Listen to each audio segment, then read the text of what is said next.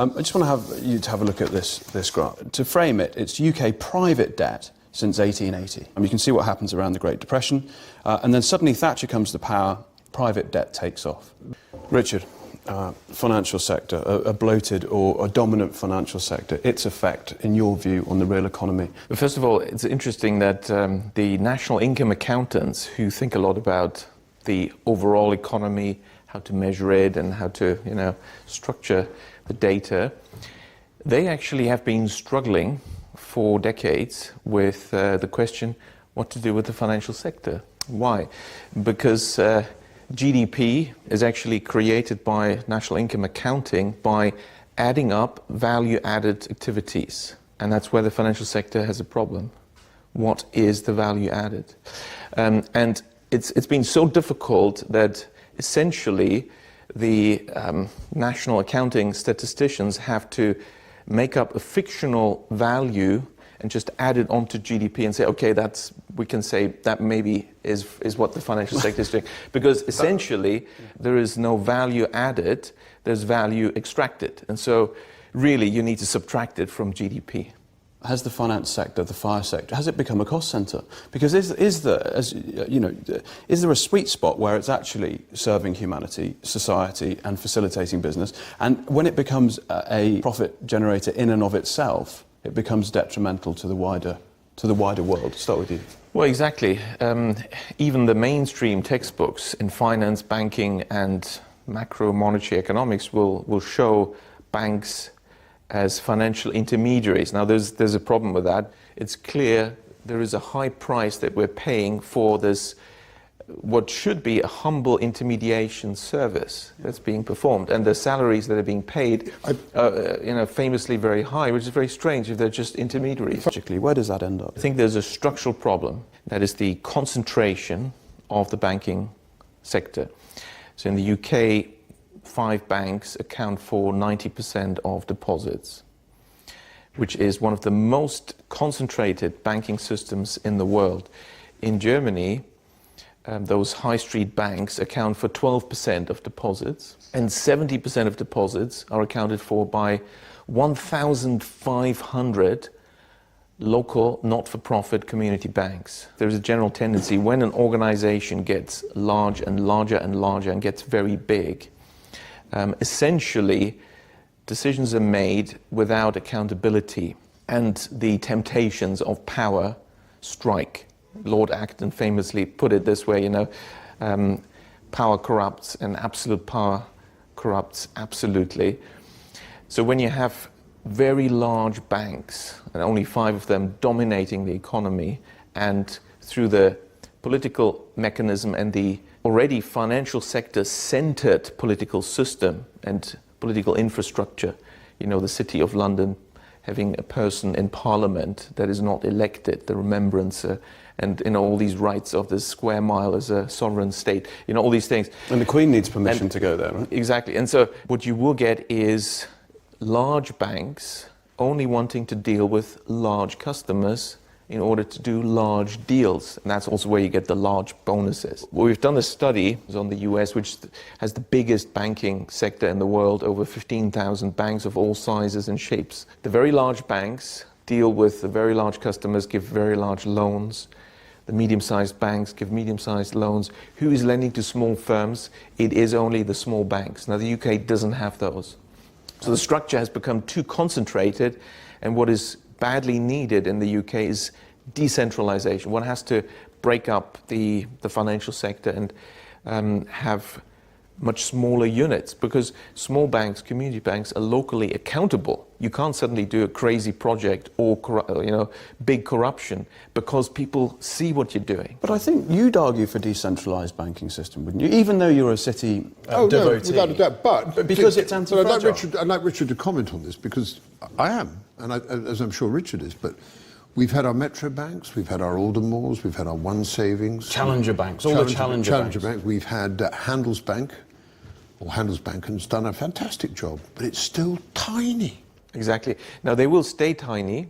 The ones that are UK challenger banks and that are profit-oriented. You know why? Because the moment they get a bit bigger, they will be bought up and they will disappear.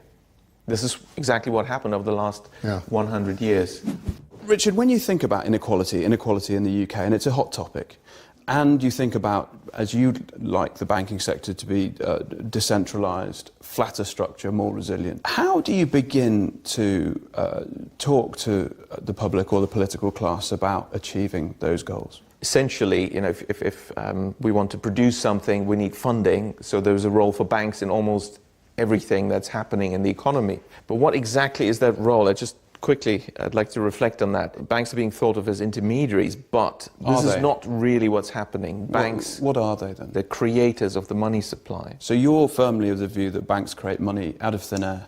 Yes, well, I produced the first empirical studies to prove that in the 5,000-year history of banking. Banks are thought of as deposit-taking institutions that lend money. The legal reality is banks don't take deposits and banks don't lend money.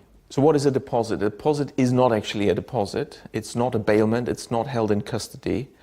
At law, the word deposit is meaningless.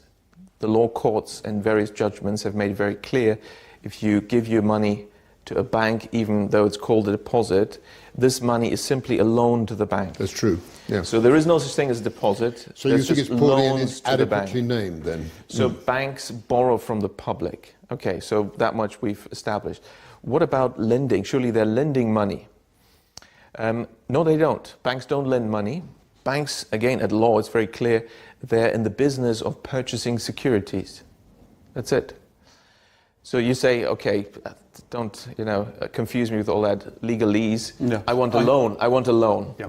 Fine. Here's the loan contract. Here's the offer letter, and you sign. At law, it's very clear. You have issued a security, namely a promissory note, and the bank is going to purchase that. That's what's happening at law. Put it in layman's terms. What does that mean? It means that what the bank is doing is very different from what it presents to the public that it's doing. How does this fit together? So you say, fine, the bank purchases my promissory note, but how do I get my money? I want, it's a loan. I want 200 grand, right? I don't care about the details, I want the money. The bank will say, well, you'll find it in your account with us. That would be technically correct. If they say, we'll transfer it to your account, that's wrong, because no money is transferred at all. It's already from in the bank. Anywhere inside the bank or outside the bank. Why?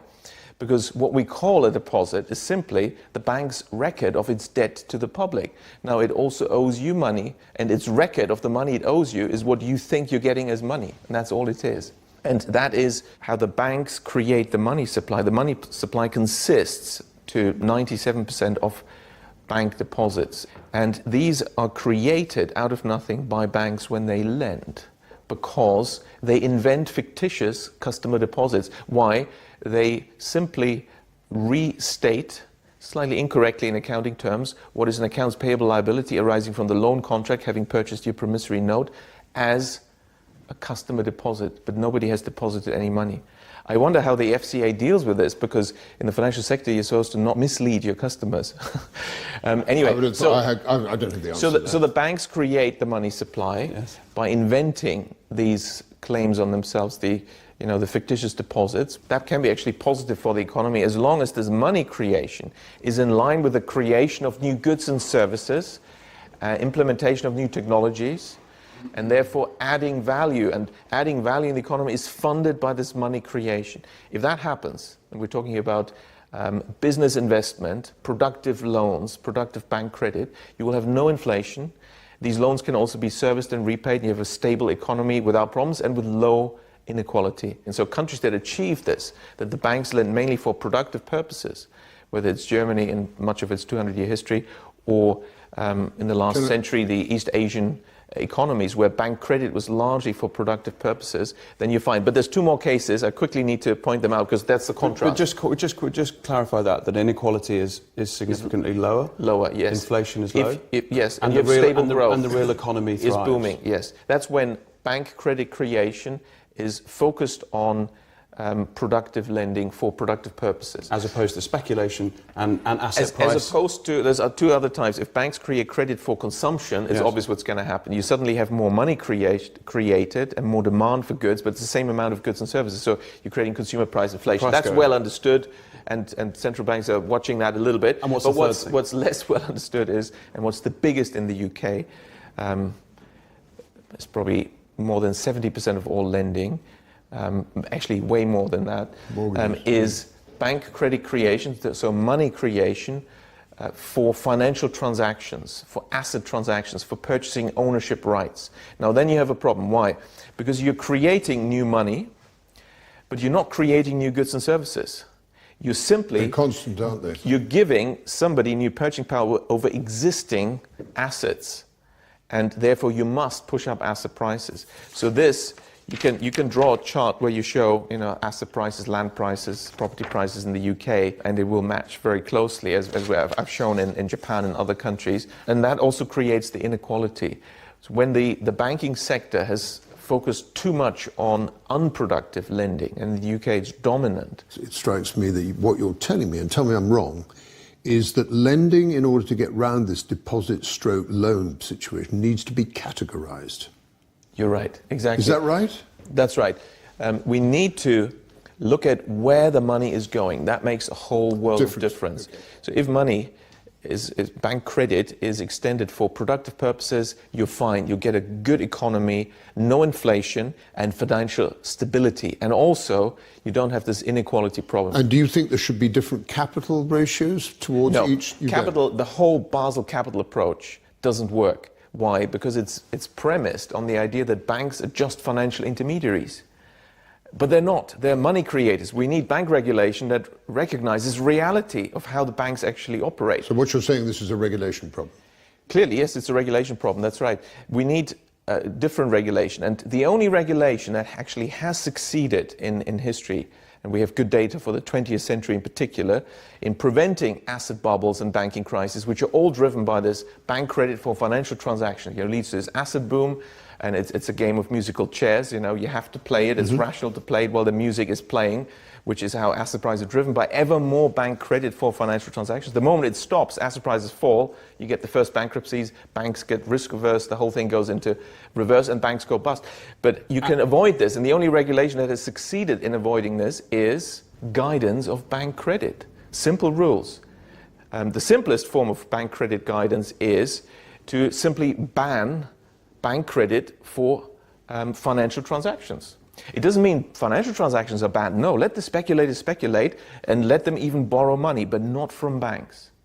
That would make a whole world of difference. Who do they borrow it from? Well, they can issue bonds or, you know, borrow in the markets, whatever they want. But that's risk reward. But they shouldn't get access to the public privilege of money creation, you see. I know what you mean, yeah. And that creates the problem, that creates the boom-bust cycles. But in some countries, they've succeeded in preventing this asset inflation. Which ones? Such as Germany, without even credit guidance, by having a banking structure, a banking system that's dominated by banks that don't want to do this financial speculation in the first place. These are the community banks. So Germany was 70% of banking. What do you call the Landesbanks? Being, no, not the Landesbanks, the smaller ones, the 1,500 Volksbanken, Raiffeisenbank. Okay. They're actually the main banks in Germany. There's so many of them, each is small. And they lend mainly for productive purposes to small and medium-sized enterprises, the Mittelstand, which has been the backbone of German economic success for the last 200 years despite wars and disasters, has only been successful because they also have their local small banks funding them all the way through. That doesn't exist in the UK, and that's been why the small and medium-sized enterprise sector always has had a problem in the UK. So we're stuck with speculation and horrific property porn renovation shows. Well, the solution is, of course, to create these small banks. We need to create small banks. They're the natural lenders to small firms. The public wants stable growth, none of this boom-bust cycle, banking crisis, public money used to bail out banks. People don't want that. In Germany, these community banks, it's very interesting dominant, because they've never used public money. In these 200 years, not a single one has ever been bailed out with public money, and no depositor has lost any money. Although, Richard, your argument is complex, principles are terribly simple. It is very simple. And although you're a little defeatist... I'm not... maybe I'm defeatist, but I like it. But it's just the idea of, how can I put it? Go on. Getting through the regulatory, they are so reluctant. But that's why it is hard work. But that's why we got you in. We're gonna have you as the ambassador. I have to say, this has been brilliantly explained. Has the UK got a finance curse? Is it a trick question? Because the UK doesn't have finance. The City of London has, and it's not part of the UK. Good answer. Good answer. It's Easy. international, he's right. The City of London is outside the United Kingdom. Do you know that? It's really shocking. And therefore, it's also not part of the EU, which explains although it couldn't be part of the EU because you have to have democratic elections, and the City of London doesn't, right? It's the banks that have the votes, right? Right.